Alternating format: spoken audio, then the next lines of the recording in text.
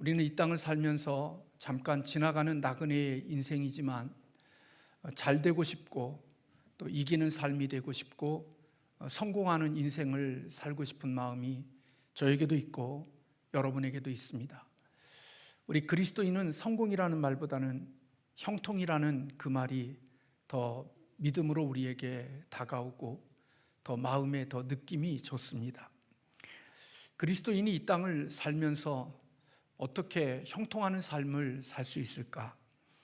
오늘 이스라엘의 모세를 이어 지도자가 되어진 여호수아에게 주셨던 이 말씀을 통하여 우리는 형통한 삶의 비결들을 같이 함께 나누고자 합니다. 여호수아는 40년 동안 이스라엘 백성들을 이끌고 오는 모세와 함께 이스라엘 백성들과 함께하는 그런 시간들을 가졌습니다. 그러기에 그가 모세를 이어 이스라엘의 지도자가 되었을 때 그가 이끌어야 될 이스라엘 백성들이 어떤 사람인지를 누구보다도 잘 아는 사람이었습니다. 그러기에 그는 그들을 이끌고 간다는 것이 마음의 불안함도 있었고 또 여러 가지 염려되어지는 마음도 있었을 거로 생각이 됩니다.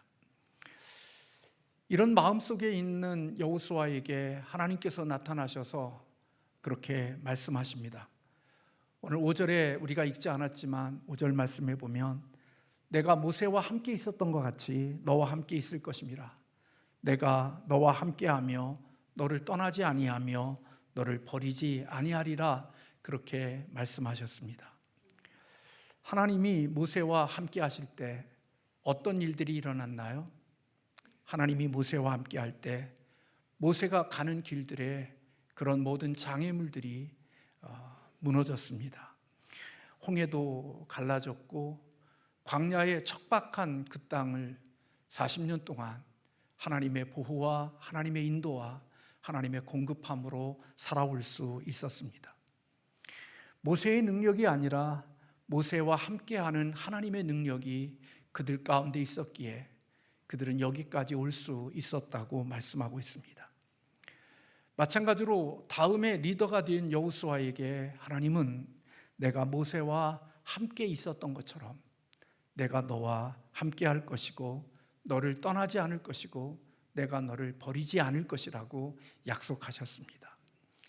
결국 이 말씀은 너도 승리할 수 있고 너도 이길 수 있고 너도 형통한 자가 되게 할 것임을 약속해 주시는 말씀입니다. 다시 말하면 이스라엘을 지도자로 세워서 이제 출발하고 있는 여호수아에게 너는 이미 승리를 예약해 놓았고 너는 이미 승리자와 같다고 말씀하고 있는 것입니다. 내가 너와 함께하면 너는 이기는 자가 되고 너는 승리자가 될 것이라는 겁니다. 그렇다면 하나님께서 승리해 주신 이 승리를 위해서 이기고 형통케 하시는 이 일을 위해서 여호수아가 할 일은 아무것도 없는 걸까요? 그냥 멍하고 있으면 하나님께서 그런 승리와 그런 이기는 삶을 주시는 걸까요? 아닙니다. 오늘 형통하는 삶, 이기는 삶, 승리하는 삶을 위해서 여호수아가 해야 될 일이 있습니다. 오늘 본문 말씀 7절에 그렇게 말씀하고 있죠. 오직 강하고 담대하여 나의 종 모세가 내게 명령한 그 율법을 다 지켜 행하고 우로나 좌로나 치우치지 말라. 그리하면 어디로 가든지 형통할 것이다. 그렇게 말씀해 주셨습니다. 하나님은 여호수아에게 마음을 강하게 하고 담대히 하라고 말씀하십니다. 전쟁을 앞두고 가나안 땅을 정복하는 이 싸움을 위하여 마음을 강하고 담대하게 하라는 것이 아니라 하나님이 그에게 마음을 강하게 하고 담대히 하라는 것은 하나님의 말씀을 지키고 하나님의 율법을 지키기 위하여 너는 마음을 강하게 하고 담대히 하라고 말씀하고 계시는 겁니다. 하나님의 율법을 지키는 일에 있어서 너는 언제나 강한 마음과 담대한 마음을 가지고 있어야 한다는 것입니다. 여호수아는 율법을 지키는 일에 있어서 우로나 좌로나 치우치지 말라는 말씀을 들었습니다. 이 말씀은 잠시라도 하나님의 말씀에서 이탈하는 그런 일이 없도록 한눈 팔지 말라는 뜻이고, 하나님의 율법을 지킬 때 늘 신중하게 그 하나님의 말씀을 지키는 자가 되라는 말씀입니다. 여러분, 우리가 운전을 할 때 잠깐 딴 곳을 바라본다든지, 우리가 잠시 졸음이 왔을 때 그 잠깐 딴 곳을 보고 딴 생각을 하고 잠깐 졸았을 뿐인데, 그 결과는 엄청난 결과를 우리에게 나올 수 있는 것처럼, 너는 강하고 담대한 마음을 가지고 하나님의 말씀을 한순간도 이탈하지 않도록 늘 신중하게 그 말씀을 지켜가는 자들이 되라고 말씀하고 있는 것입니다. 8절의 말씀에 보면 이 율법책을 내 입에서 떠나지 말게 하고 주야로 그것을 묵상하여 그 안에 기록된 대로 다 지켜 행하라. 그리하면 내 길이 평탄하게 될 것이며 내가 형통하게 될 것이라고 약속하고 계십니다. 여호수아는 그가 모든 사람들과 대화할 때, 모든 사람을 권면할 때 늘 그의 마음속에는 하나님의 말씀을 의식하고 그 말씀을 바탕으로 하여 말하고 권면하는 자가 되어야 함을 가르쳐주고 있는 것입니다. 헛되이 말하고 하나님의 말씀을 벗어나 말하지 않고 늘 그 말씀을 기초로 해서 입을 열고 권면하고 대화하는 사람이 될 것을 가르쳐주고 있는 거죠. 주야로 그 말씀을 묵상하며 산다는 것은 하나님의 말씀이 우리의 신체의 일부가 되어지도록, 나의 삶의 모든 영역과 나의 삶의 모든 세포 속에 하나님의 말씀이 흐를 수 있도록 하나님의 율법의 지배 아래에 살아가는 자들이 되어야 하고, 그 율법의 기준을 따라서 결정하는 사람들이 되어야 한다는 것을 가르쳐주고 있습니다. 하나님께서 이스라엘의 지도자로 세운 여호수아에게 가나안 땅을 정복하는 전쟁과 그리고 싸움을 앞에 둔 여호수아에게 하나님께서 요구하시는 것은 전쟁에 필요한 전략이나 전술이나 행정력과 같은 그런 것들을 요구하고 계시지 않습니다. 하나님이 그에게 요구하는 것은 율법을 지키는 일, 그 율법에서 좌로나 우로나 치우치지 않고 주야로 묵상하며 살아가는 삶, 그것이 이스라엘을 지도하는 지도자인 여호수아에게 하나님께서 요구하시는 말씀입니다. 그 말씀을 지키는 일을 위해서, 그 말씀을 기준으로 살아가는 일을 위해서 강하고 담대한 사람이 되라는 것입니다. 그러면 너의 삶이 평탄하게 될 것이고 너의 삶이 형통하게 될 것임을 약속하고 있지요. 결국 그가 형통하고 그가 이 땅에 살면서 나름대로 성공하는 삶을 사는 비결은 하나님이 그와 함께 해주시는 것입니다. 오늘 9절 말씀에 내가 내게 명령한 것이 아니냐, 강하고 담대하라, 두려워하지 말며 놀라지 말라, 내가 어디로 가든지 내 하나님 여호와가 너와 함께 하느니라 하시니라. 형통이라는 것, 성공이라는 것, 그리고 이기는 자의 삶을 산다는 것, 그것은 하나님이 함께 하실 때 오는 하나님의 결과라는 사실입니다. 그런데 하나님은 어떤 사람들과 함께 하시느냐? 하나님이 함께하는 사람은 하나님의 말씀에 순종하고 하나님의 말씀을 따라서 그것을 기준으로 두고 인생을 살아가는 사람들과 함께 하시고 그런 사람들에게 형통함을 주신다고 약속하고 있는 것입니다. 하나님의 말씀 앞에 순종하는 것, 그것은 그의 마음속에 하나님이 나와 함께 하시기를 기대합니다. 하나님이 나와 함께 동행하시기를 기대합니다, 원합니다라는 소망을 가진 자가 하나님의 말씀 앞에 순종하고 살아간다는 겁니다.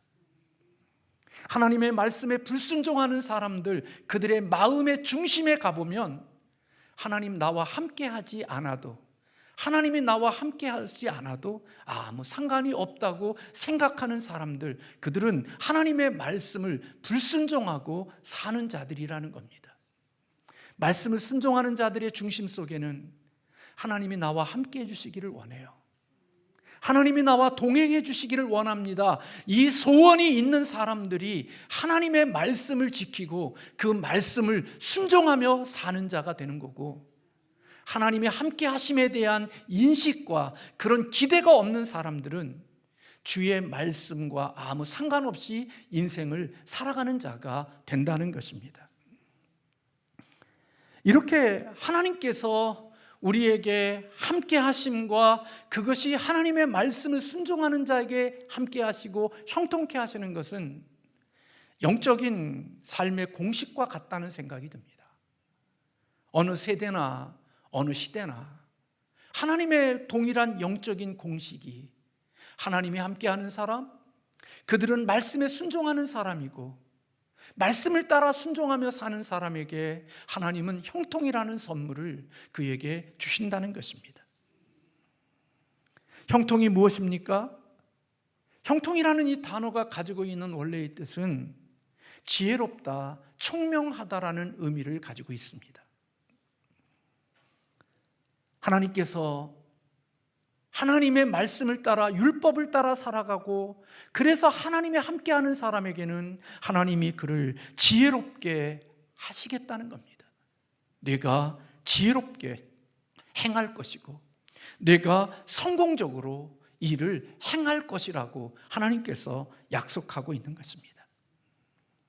하나님의 주신 지혜와 재능으로 하나님의 맡겨주신 과업을 감당할 때 하나님은 놀랍게도 그 과업이 성취되어지고 그가 원하는 목적을 이룰 수 있도록 하나님이 도와주시겠다고 약속하고 계시는 겁니다. 여호수아에 맡겨진 과업이 무엇입니까? 그는 약속의 땅 가나안 땅을 정복하는 것이 여호수아에게 맡겨진 과업이고, 여호수아가 형통하는 것은 가나안 땅을 정복하는 것이 형통한 것입니다. 하나님께서는 하나님의 율법을 따라 살아가고 순종하는 자에게 하나님이 동행해 주시고, 그리고 그에게 주어진 과업을 완수할 때까지 하나님이 곁에서 그로 하여금 그 일을 이룰 수 있도록 지혜와 능력을 주시겠다는 것입니다. 시편 1편 3절에 시인은 복 있는 사람에 대한 이야기를 하면서, 복 있는 사람은 신의 그 전의 말씀을 보면 오직 여호와의 율법을 즐거워하고 그 율법을 주야로 묵상하는다, 그런 말씀이 3절에 있습니다. 그렇게 여호와의 율법을 즐거워하고 그 율법을 주야로 묵상하는 자에게 하나님이 주시는 약속이, 시냇가에 심은 나무가 철을 따라 열매를 맺으며 그 잎사귀가 마르지 아니함 같으니 그가 하는 모든 일이 다 형통하리로다, 그렇게 고백하고 있습니다. 하나님의 여호와의 율법을 즐거워하고 그 율법을 주야로 묵상하며 사는 사람들, 그들은 시냇가에 심겨진 나무와 같이 시절을 따라서 과실을 맺고 잎사귀도 마르지 아니하고 그가 하는 행사들이 다 형통하게 하실 것임을 말씀하고 있지요. 우리는 그리스도인의 삶 속에서 잘 되기를 원하고 성공하기를 원하고 이기는 삶이 되기를 원하지만, 그러나 그런 소원들이 이루어지기 위해서 우리에게 중요한 것은 바로 하나님의 말씀을 즐거워하고 그 말씀을 주야로 묵상하며 그 묵상되어진 그 말씀을 따라 내가 순종하고 그 길을 걸어가는 것, 그것이 바로 형통하는 삶이고 시냇가에 심겨진 나무와 같은 풍성한 열매를 맺는 비결임을 하나님은 우리에게 가르쳐주고 있는 것입니다. 우리의 형통은 하나님이 우리와 함께 하실 때인 겁니다. 성경은 요셉의 삶이 형통한 삶이었다고 기록하고 있습니다.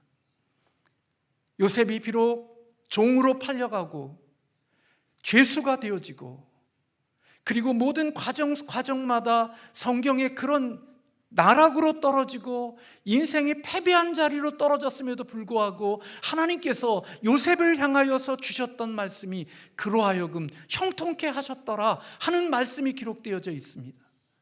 그는 종으로도 형통했고, 죄수의 몸으로도 형통했고, 총리의 모습 속에서도 형통하도록 하나님이 그의 삶에 함께해 주심이 있었습니다. 그런데 여러분, 하나님이 요셉과 함께 할 수 있었던 것은 요셉이 하나님의 말씀을 놓치지 않았기 때문인 것입니다.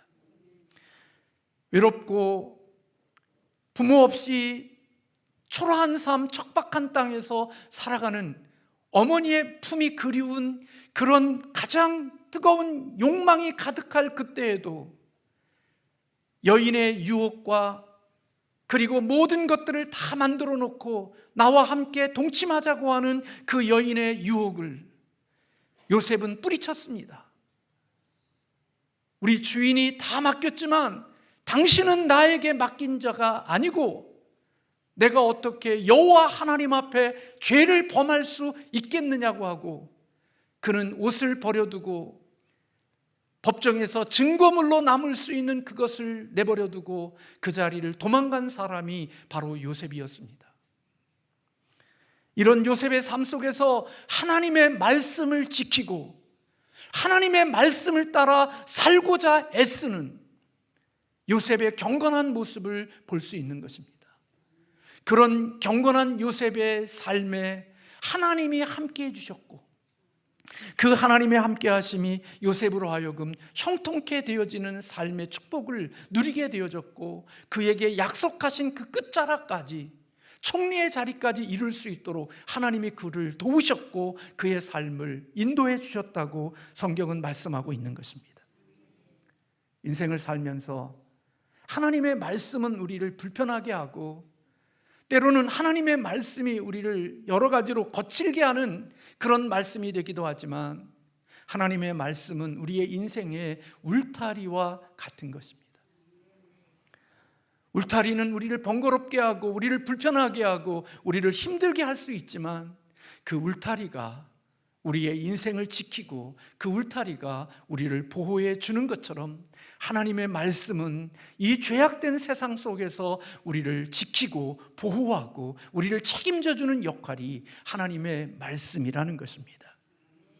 그래서 형통한 사람이 되려고 하면 우리는 불편하고 거친 그런 말씀이지만 그 말씀의 울타리 안에 머물러 있을 때, 하나님의 말씀의 울타리 속에 있을 때, 그 안에서만 하나님은 우리의 삶을 형통케 하시는 복을 주신다는 것입니다. 우리가 하나님의 말씀의 울타리 밖에 나가서 내가 기대하고 원하고 꿈꾸는 것들을 소망하고 살아도 세상의 것은 얻고 성공은 얻을런지 모르지만 하나님이 주시는 형통함, 하나님이 주신 임무를 다 마치는 자리까지는, 하나님의 말씀 밖에서 살아가는 사람에게는 결코 그러한 일들이 일어나기가 어렵다는 것입니다. 신명기 6장 24절에 여호와께서 우리에게 이 모든 규례를 지키라 명하셨으니 이는 우리가 우리 하나님 여호와를 경외하여 항상 복을 누리게 하기 위함이십니다. 또 여호와께서 우리를 오늘과 같이 살게 하려 하십니다. 하나님이 왜 우리에게 규례를 지키라고 명령하셨는가? 하나님의 규례를 지킬 때 우리가 항상 하나님의 주시는 복을 누릴 수 있기 때문에 하나님은 우리에게 규례를 지키라고 명령하셨다는 겁니다. 사람들은 교회를 다니면서도 율법과 복음을 잘 이해하지 못하고 구별하지 못하는 경향이 있습니다. 여러분들이 아는 이슬람교는 율법주의자들입니다. 그들에게 당신 지금 죽으면 천국 갈 수 있냐고 물으면 그들은 대답 못합니다. 그들은 하는 말이 더 선행을 해야 되고 더 착한 일을 많이 해야 한다고 이야기하지, 내가 지금 죽으면 천국 갈 수 있다고 대답하지 못합니다. 왜냐하면 그들은 율법주의이기 때문에 뭔가를 지키고 하나님의 선한 일을 해야 천국에 갈 수 있다고 믿기 때문입니다. 캐톨릭도 많은 사람들 경우에는 선한 일을 하고 착한 일을 해야 천국에 갈 수 있다고 생각하고 여전히 좋은 일을 많이 해야 된다고 생각합니다. 그래서 그들은 끊임없이 죽을 때까지 선한 일을 해야 된다고 하는 함정 속에 인생을 살아가게 되어지죠. 교회를 다니는 사람들 가운데 속에서도 율법주의와 같은 신앙인들이 있습니다. 그래서 끊임없이 하나님의 말씀을 지켜야 구원을 받고 하나님의 말씀을 지켜야 내가 좋은 것들이 온다고 생각해서 복받기 위해서 하나님의 율법과 하나님의 말씀을 지키는 일에 애를 쓰는 사람들이 있습니다. 그러나 율법주의는 결코 참된 신앙인이 아닌 것입니다. 율법이라는 것은 이렇게 행하라, 그러면 너희가 살리라 라는 의미가 있습니다. 반면에 복음이라는 것은 내가 너희를 위해서 다 했다, 그러므로 너는 살 것이다 라고 선포하고 격려하는 게 복음입니다. 그래서 율법은 끊임없이 우리로 하여금 어떤 사람이 되어야 한다라는 하나님의 명령과 요구라면, 복음은 내가 다 했으니까 다 이룰 것이야, 그러니까 너는 나를 믿어, 그게 복음인 것입니다. 율법은 우리가 행해야 될 내용이라면 복음은 우리가 믿어야 될 내용인 것입니다. 여러분들이 율법을 행함으로 구원을 얻는 게 아니라 우리의 구원은 예수 그리스도를 믿는 믿음의 복음으로 우리가 구원을 얻는 것이지, 우리가 무엇을 행함으로 구원을 얻는 것은 결코 아닌 것입니다. 그러므로 율법주의자들은 뭔가를 행함으로 구원을 얻으려고 노력하고 뭔가 좋은 것을 얻기 위하여서 행동하는 것이 바로 내 복을 받기 위한 목적으로 그렇게 움직이지만, 복음은 내가 행하는 게 아니라 하나님이 이루어 놓으신 일, 주님이 이루어 놓으신 일을 믿음으로 받는 것입니다. 내가 그 믿음으로 받을 때 우리 주님이 우리를 위하여 해놓으신 구원과 하나님의 자녀와 그리고 영원한 생명을 내가 믿음으로 받을 때 그게 내게로 오는 것입니다. 그래서 복음을 받으면 자유함이 있는 것입니다. 예수가 내 해와 힘으로 내 능력으로 얻을 수 없는 것을 주님이 다 이루어 놓으시고 믿음으로 받음으로 내 것이 되게 하는 것, 그게 복음인 것입니다. 그러므로 여러분, 율법이라는 것은 내가 행해야 될 내용이고 복음은 내가 믿어야 될 내용인 것입니다. 그러므로 여러분, 복음을 믿는 사람, 복음을 받아들인 사람, 예수 그리스도를 믿는 사람, 그 안에 하나님의 성령이 있고 그는 구원을 받고 하나님의 자녀가 되고 죽어도, 지금 죽어도 예수 그리스도를 믿는 사람은 천국에 가는 것입니다. 내가 잘나고 똑똑하고 선한 일을 했기에 구원을 얻는 게 아니라 내가 할 수 없는, 그 인간이 평생 수고해도 수천 년을 살아도 이룰 수 없는 이 죄의 문제, 사망의 문제를 예수 그리스도께서 다 해놓으시고 그것을 믿음으로 받으라고 하시는 그 믿음으로 그것을 받을 때 하나님이 이루시고 예수님이 이루신 것이 내 것이 되는 것입니다. 그래서 내가 오늘 죽어도 나는 그 예수 그리스도가 이루신 그 구원의 역사를 내가 믿음으로 받았기에 내 것이 됐기에 나는 지금 죽어도 천국에 가는 것입니다. 여전히 죄 가운데 살고 부족함이 있지만 예수 그리스도 안에서 믿음으로 우리는 그것을 얻는 것입니다.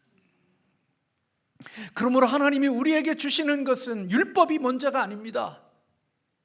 하나님이 우리에게 먼저 다가오시는 것은 하나님의 은혜인 것입니다.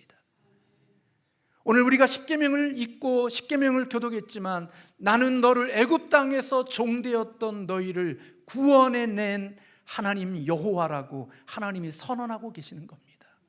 하나님의 은혜가 먼저인 겁니다.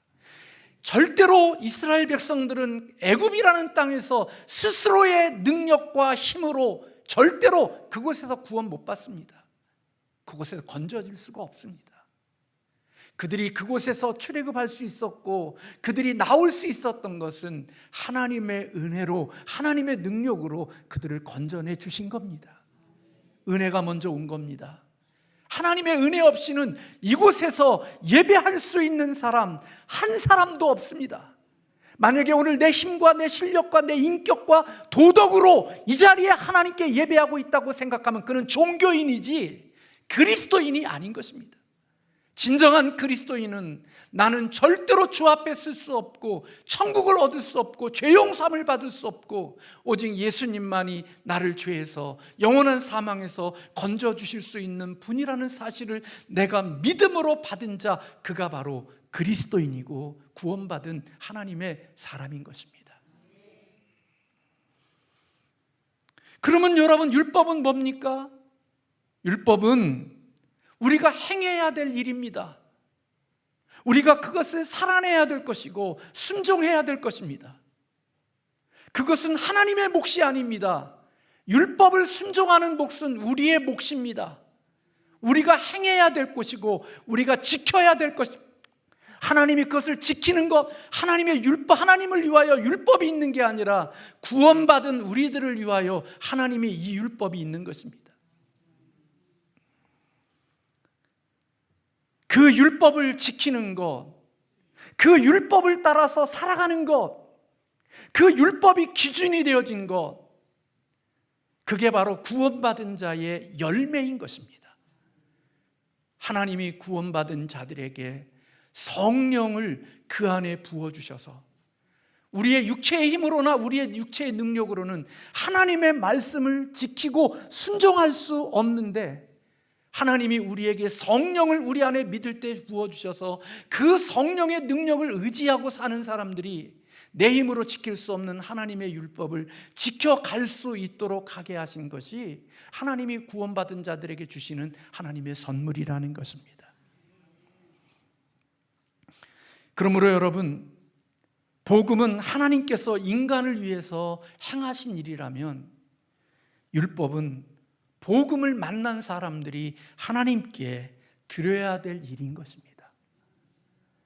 율법을 하나님이 지키는 거 아니고 그 율법은 복음의 은혜를 입은 우리들이 하나님이 기뻐하시는 일을 위하여 우리가 순종해야 될 몫이 바로 하나님의 말씀이라는 것입니다.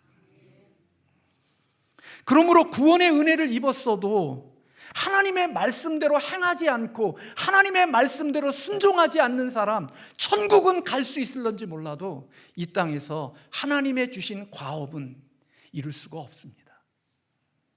그는 결코 형통한 사람이 되어질 수가 없습니다. 하나님의 말씀을 불순종하고 하나님의 말씀을 거역하고 살아가는 사람들 속에는 하나님이 함께 하시지 않습니다. 그리고 그 과업과 그 일을 성취할 수 있도록 하나님이 능력을 주시지 않습니다.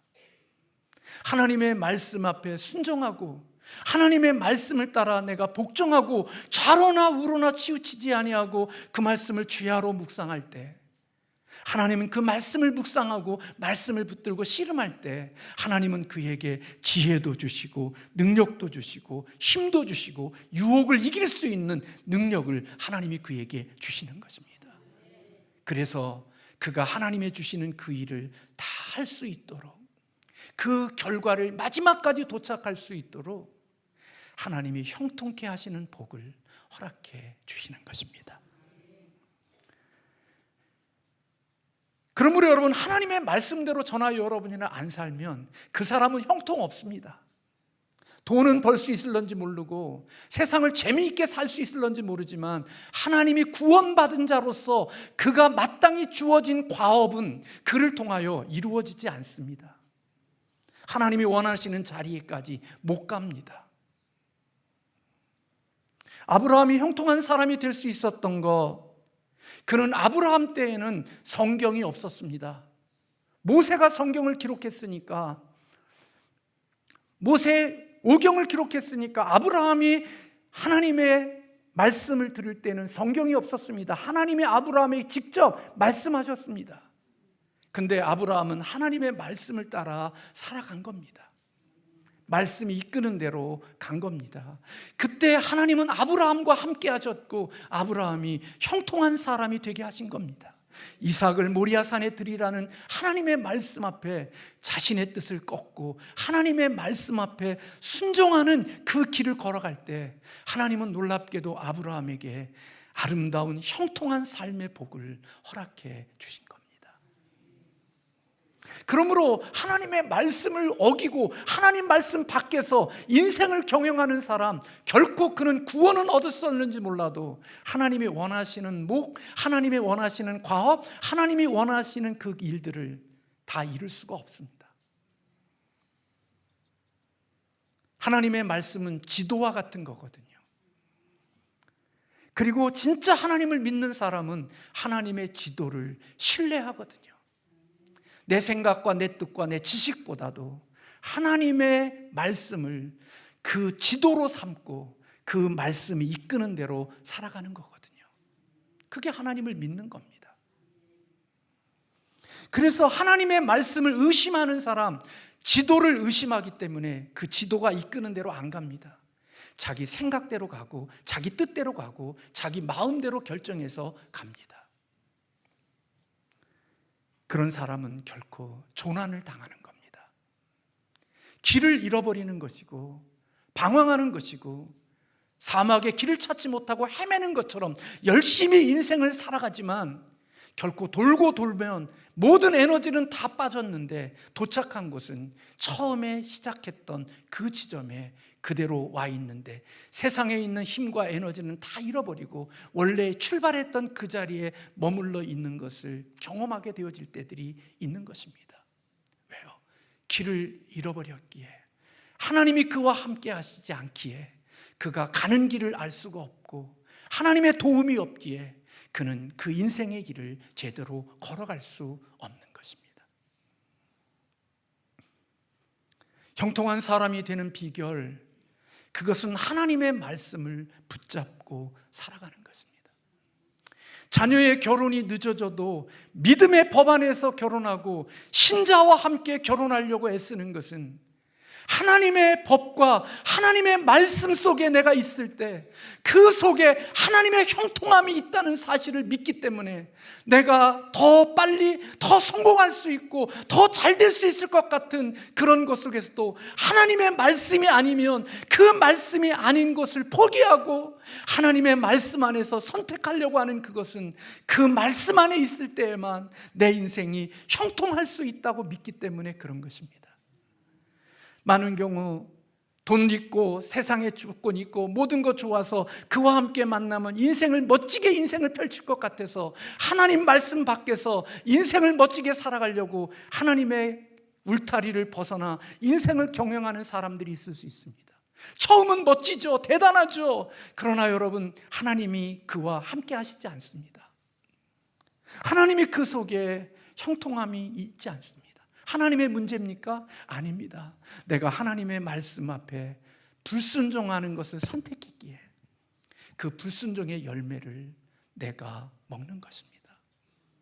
그것이 1년일 수도 있고 5년일 수도 있고 30년일 수도 있고 내 평생일 수도 있는 것입니다. 하나님 잘못이 아닙니다.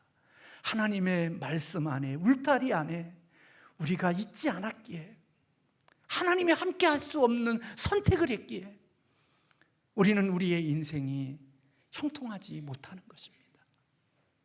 인생 속의 갈등과 수많은 어려움에 인생에 그런 행복을 줄 수 있을 것 같았는데 가면 갈수록 고통이고 아픔이고 절망일 때들이 많이 있는 것은 하나님의 법 밖에서 우리의 인생을 경영했기에 하나님이 그의 삶 속에 좋은 것으로 덧입혀주는 것이 아니기 때문에 그렇습니다.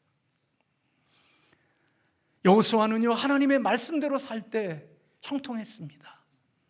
말씀대로 여리고성을 돌 때 하나님의 능력으로 여리고성이 무너졌습니다. 그러나 여러분, 하나님의 말씀을 순종하지 않을 때 여리고성의 전리품을 하나님께 전도를 드리고 그렇게 하나님께 묻고 나가야 되는데 그렇지 않았던 아간의 범죄와 하나님께 묻지 않았던 여호수아, 여리고성에 비하면 한없이 작은 아이성에서 철저한 패배를 경험했습니다. 군사력, 우리의 실력, 우리의 건강, 우리의 지식이 아닙니다. 그리스도인의 형통은 하나님이 함께 해주실 때 그곳에 아름다운 형통이 있는 것입니다. 자식들 똑똑하고 세상에 있는 거 다 가르쳐 놓으면 그 아이가 굉장히 형통한 삶이 될 것 같지만 아닙니다.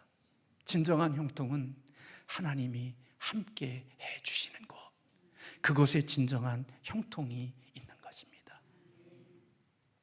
사무엘상 15장 26절에 사무엘이 사울에게 이르되 나는 왕과 함께 돌아가지 아니하리니 이는 왕이 여호와의 말씀을 버렸으므로 여호와께서 왕을 버려 이스라엘의 왕이 되지 못하게 하셨음이니이다. 하나님 말씀 버리면 하나님도 그를 버리는 겁니다. 천국은 가게 할런지 모르지만 이 땅에 하나님이 그를 이 땅에 구원받은 자로 마땅히 감당해야 될 과업을 하나님 밖에 있을 때 말씀을 버리면 하나님도 그 과업을 이룰 수 있도록 힘과 능력을 주시지 않습니다. 목사라 할지라도, 장로라 할지라도, 권사라 할지라도, 어떤 타이틀을 가지고 있다 할지라도 그는 그 직임을 감당할 수 있는 능력이 없습니다. 하나님이 함께 해주지 않으니까요. 근데 그 하나님이 함께 하시지 않는 사람을 보면 철저하게 하나님의 말씀을 거역하고 불순종하며 살아가는 특징을 가지고 있다는 거예요.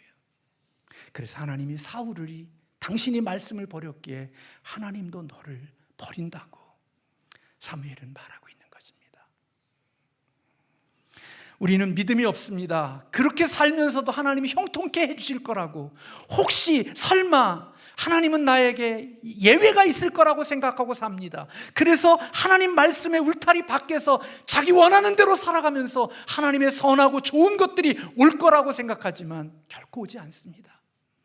된 것 같은데 무너지고, 뭔가 가진 것 같은데 그것이 나에게 혹이 되고 나를 절망케 하는 고통의 원인이 되어지지 나의 삶의 행복감과 그리고 내 몫을 다 이룰 수 있게 하시는 하나님의 형통함은 경험하지 못하는 것입니다.